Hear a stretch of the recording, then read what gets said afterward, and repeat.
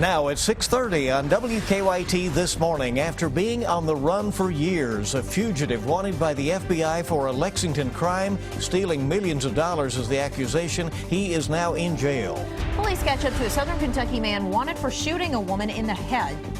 And get out and vote today. It's Election Day in the Commonwealth of Kentucky, and we have live coverage as the polls are now open. Tracking, alerting, protecting. This is WKYT This Morning.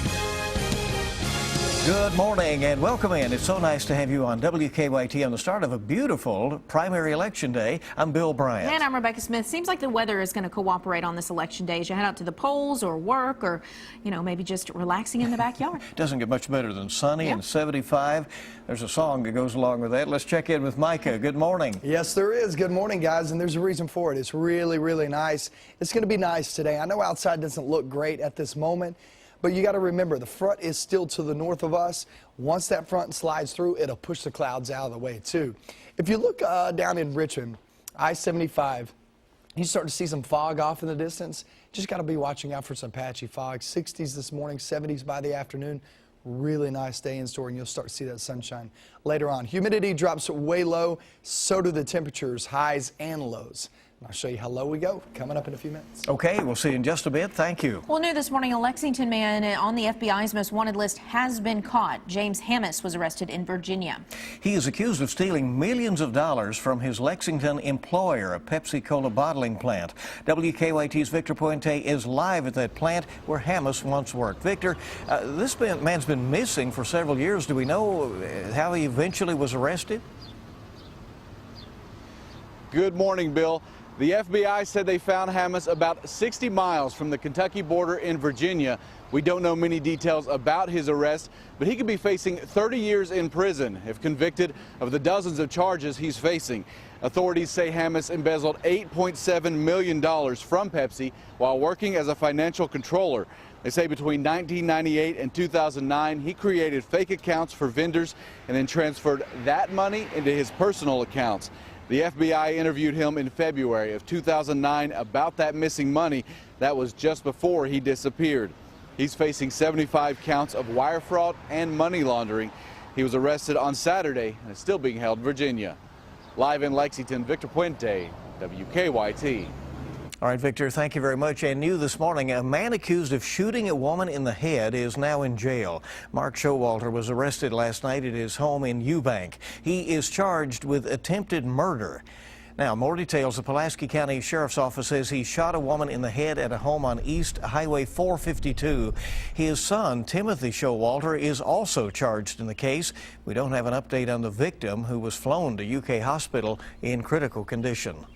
Well, new this morning, another person is now in jail accused of beating up a witness in a Lexington murder case. Zenobia Wade Dansby is charged with intimidating a witness. Police say she, Edward Hale Jr., and another woman attacked the victim last month.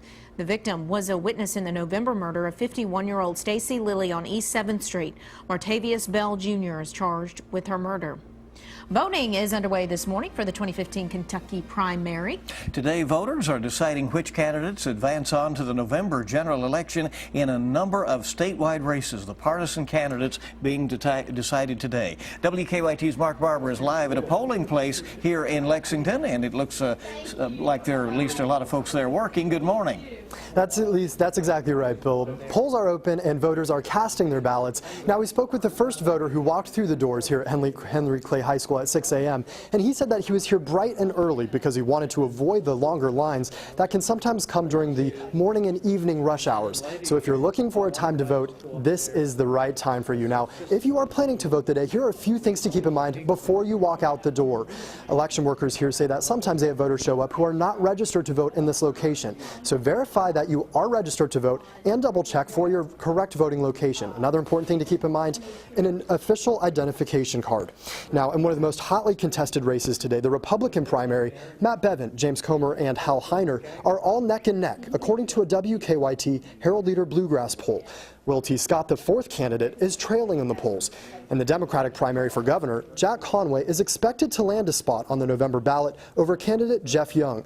About 320,000 people, or 10% of registered voters, are expected to turn out to vote. Political analysts say some of today's primaries are so close, it's hard to say how the results will turn out. It's remarkable. You know, you think about how often we go into an election night not knowing who's going to win. It rarely happens. You consider that modern polling, but I wouldn't bet on any one of these horses right now. Polls will be open until 6 o'clock tonight. If you are in line by that time, you will be able to vote. Live in Lexington, Mark Barber, WKYT. All right, Mark, thank you very much. And stay with WKYT and WKYT.com for election coverage throughout the day. We'll stay right on top of the voting trends in our newscast during the day. We'll have the first results on WKYT News at 6 and updates throughout the night. And for live and continuous election coverage from WKYT News and the Herald Leader, go to WKYT.com at 6:30. Well, in other news, a grandmother is charged after police say an infant was found alone crawling down a Floyd County road. 48-year-old Tammy Cooper is charged with wanton endangerment. She told police she called 911 after noticing the 11-month-old child wasn't in the bedroom where she left him. And a passerby found the baby boy yesterday in the pouring rain on Bucks Branch Road. I'm still shaking. I picked that baby up in my arms and him was screaming the way he was. I mean, this was like a cloudburst. This baby was sitting on his butt in the middle of the road, screaming top of his lungs. And I think I cried as hard as he did. The little boy was taken to the hospital as a precaution. Police say he was dirty and wet, but otherwise all right. Social services is now involved in the case. Well, new this morning, some hikers are all right this morning after taking some extreme measures to be rescued. Right, Powell County Search and Rescue posted this picture of the half-dressed men online. The group says the hikers went into the woods wearing more clothing, but when they got lost and it turned dark, they ripped off their clothes and burned them for light. They were found just before 1 o'clock in the morning. Some ingenuity there. All right, this morning we are working to learn the name of a woman killed in a crash that landed the driver in jail. Jeffrey Tuggle is charged with DUI, but Jessamine County deputies say that charge will likely be upgraded. He crashed yesterday on Frankfort Road near Wilmore. Deputies say a woman was thrown from his car and ended up under it. She later died at UK Hospital. The time this morning is 6:37 here on WKYT. The mother of a double murder suspect says her son may have problems, but he is not a killer. Matthew Minks is charged with 2 counts of murder. Police in Perry County say he killed Sandra and Susie Melton back in 2013. Minks' mother says her son is not violent. It's not right that my son has to go through this when he has not done anything. Just because someone can just say he did something and you go to jail, it's not right. Police say Mink stole items from the victim's home, including guns. Kentucky U.S. Senator Rand Paul is vowing to do everything possible to terminate the terrorism-era Patriot Act. But the Republican presidential hopeful concedes that it may not be enough. Yesterday, Paul lashed out at the National Security Agency's bulk collection of American citizens' phone records. Despite his criticisms of the NSA, Paul says he would not get rid of the agency if he were to become president.